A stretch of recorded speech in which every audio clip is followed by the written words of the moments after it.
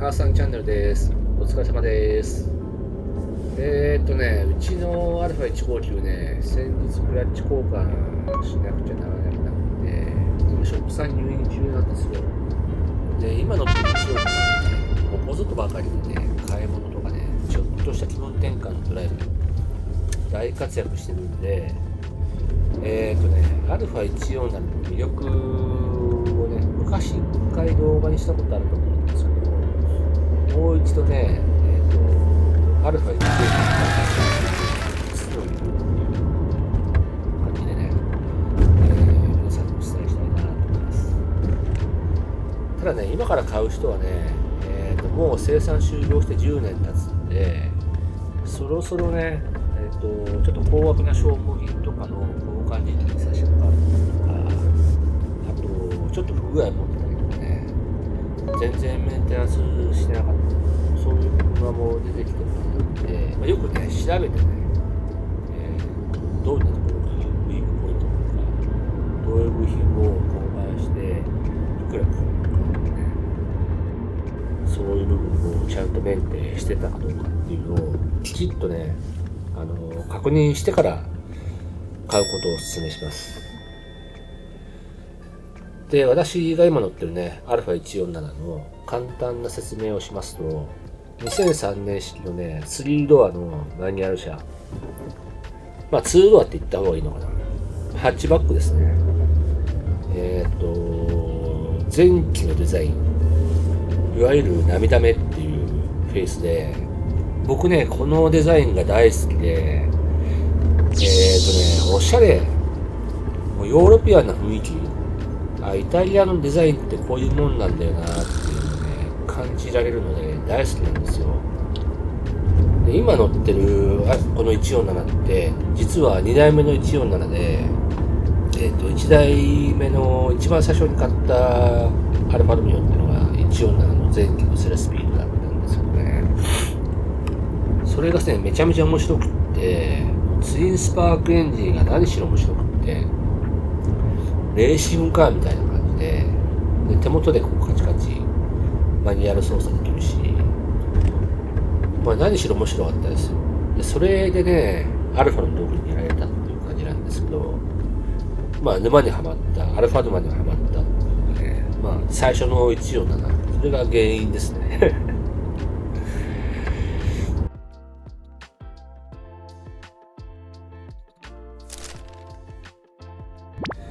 さっきも言ったけど、イタリアンなね、雰囲気がね、ほんとたまんないですよ。まあ、僕のね、147は前期なんで、ライトの形からね、涙目って言われてるんですけど、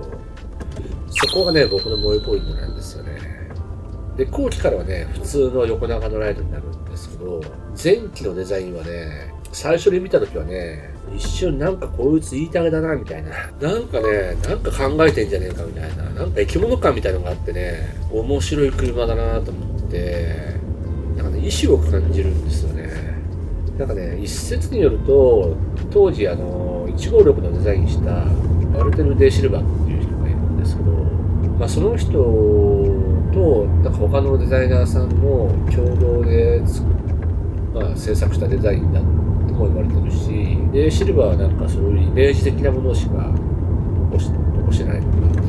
なんか諸説あるみたいなんですけど、まあ、本当のとこどうなのかちょっとわかんないですね。ただ156の面影もあるんで、まあ、でシルバーの影響っていうのは色濃く残ってるんじゃないかなと思います。でこの車ね、発売当時はね、ヨーロッパカー・オブ・ザ・イヤーを受賞してるんで、ヨーロッパ人を認めたデザインであることは間違いないですね。まあ、個性的でね、今の車では見ることができないような、もう本当に街でも全然出会わないし、なんか街で出会うとさ、奇跡が起きるんじゃないかっていうぐらい、そのぐらいの数だよね。まあ、147前期って全然見ないから、こういう個性的で唯一無二の車、デザインの車に、しかも普段使いできる車っていうのを持っているっていうね、所有感っていうかね、なんかスーパーカーに乗ってるような気分に浸れてね、ワクワクするんですよ。それがね、おすすめポイント。まずデザインですね。唯一無二のデザイン。これ159に通じますね。僕の主観ですけど。上まで回すとね、ツインスパークエンジンの方向はね、もうこれでもかと言わんばかりにうなりを上げてね、運転する気にさせるんですよ。3000回転を過ぎると、もう、うーっとうなり出して、もう5000回転ぐらいでもレーシングカーみたいなことになって、しかもね、そんだけ回してもね、あれスピード出てねえなみたいな。で、ついついアクセル踏んじゃうんですけど、なんかね、こういうのって、車で遊ぶっていうのってこういう感覚なのかなみたいな。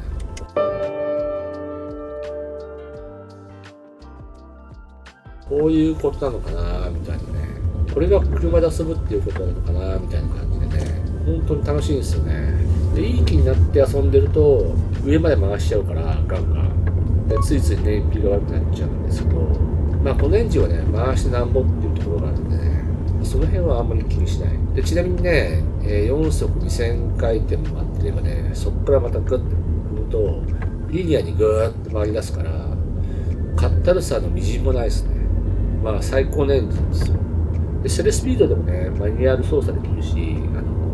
手元でね、カチカチしながらチェックできるから、好きなだけ回せるし、本当に面白い車。で、もしね、この車買うんだったら、プラグ交換とかはね、した方がいいかなと思いますね。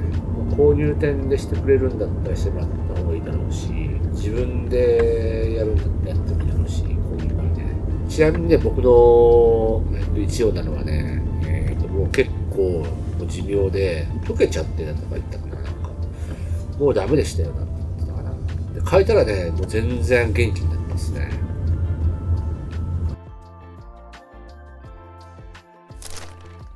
で、僕はね、購入後にね、アッパーアーム、ロアーム、ショックの交換をしたんですよ。リフレッシュしてからね、もうシャキッとした感じでね、本当に面白い。本当面白いね。ハンドリングがめちゃめちゃ面白い。シビアにクイックじゃない、ちょうどいいぐらいのね、クイックさ。で、思った通りに曲がってくれますね。で、取り回しがね、本当に、峠道なんか走るとね、めっちゃ刺激的なエンジン。それとビシビシ曲がってくれるハンドリングでね、そんなにスピード出てないんですけど、なんかね、もう面白くてしょうがない。自分が上手くなってるような感じで。で、僕はね、もう足回りのリフレッシュしてあって、あとはブレーキのローターとパッド交換しようかなと思って、それぐらいしか今のところね、やる必要ないかなと思ってるんですけど、足回りはね、シャキッとさせた方が、面白さはもう2倍3倍に感じられるのかなと思いますね。ともかくね、ハンドリングはね、もう最高な車ですよ。本当にね、サイズ的にね、街乗りにぴったりなんですよね。コンパクトカー、ホットハッチ、ハッチバックのコンパクトカー、ただね、1700いくつだっけな、40とかそのくらいあるんで、5ナンバーじゃないんですけど、3ナンバー枠なんだけど、見切りはね、もうそこそこいいし、ハンドルの切れもいいから、僕住んでるの国分寺なんですけど、国分寺あたりの道なんかは、普通にこう、もうスイスイ走れるし、車のすれ違いなんかも全然余裕、見切りがいいんで、すっごい運転しやすいですね。で、荷物も結構積めますよ。チャリンコ、折りたたみのチャリンコも積めるし、不満はないっすね。147の積載量は結構積める。で、パワーがあるからね、大人4人乗っても全然平気だと思いますよ。まずね、安いですね。本当に安い。カーセンサー見るとね、一応60台ぐらいあったのかな。で、安い順に並べると、後期のセレスピードで15万ぐらいから販売されてますね。車検取ったりなんだりで、上乗せされるんですけど、それでも安いと思いますね。で、安い車はね、多分ね、タイミングベルトの交換時期とかね、あとセレスピードの不調とかを抱えてる可能性もあるんで、本当にね、気をつけて購入された方がいいかなと思いますね。購入後に点検とか交換とかをしてもらう費用をプラスアルファで考えていた方がいいかもしれない。9万キロとか走ってて、タイミングベルトの交換履歴がないってってなると、結局交換するしかないっていう感じなんでね。交換費用で7万とか8万円ぐらい。まあそれは消耗品だからしょうがないかなと思うんですけど、安い車だからって言ってすぐに手出さないで、よく調べてね、これからいくら買うのかっていうのを頭に入れて計算した方がいいかなと思いますね。僕のね、今の車ってね、9万円なんですよ。で、この前、動画に出てもらったヤフオクで買った車、あれも9万円で同じなんですよね。で、9万円ぐらいの車だとね、やっぱり結構手入りましたね。で、その費用もね、全部紹介してるんで、だいたいいくらかかるのかっていうのをね、ちょっと見てもらったらいいかなと思います。で、α147はね、いくつかグレードがあって、1.6 リッターもあるし、あと 3.2 リッターもあるし、僕はね、やっぱツインスパークをちょっとおすすめするかな。まあ、147の GTA っていう化け物のグレードがあって、それをね、3.2 リッターの V6 積んだ、もう、すっごい車なんですけど、それはね、200万ぐらいするんですよね。まあ、147、できればマニュアルをおすすめしたいんですよね。セレスピードやっぱ壊れるから壊れるんですよね。147の、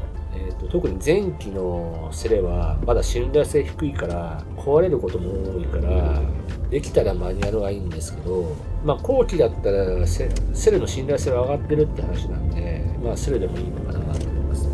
あと乗りやすくなってるのかな、確か後期の方が。まあね、僕はね、おすすめするのは、147前期のマニュアルですね。1.6 リッターの、マニュアルもいいと思いますよ。軽いボディにね、ツインスパークの力強さが感じられるらしいんで、1.6 の方がね、逆にキビキビ走っていいんじゃないかっていう人もいるぐらいだから、ぜひ検討してみてはいかがでしょうか。今日の動画はね、ここまでです。ご視聴ありがとうございました。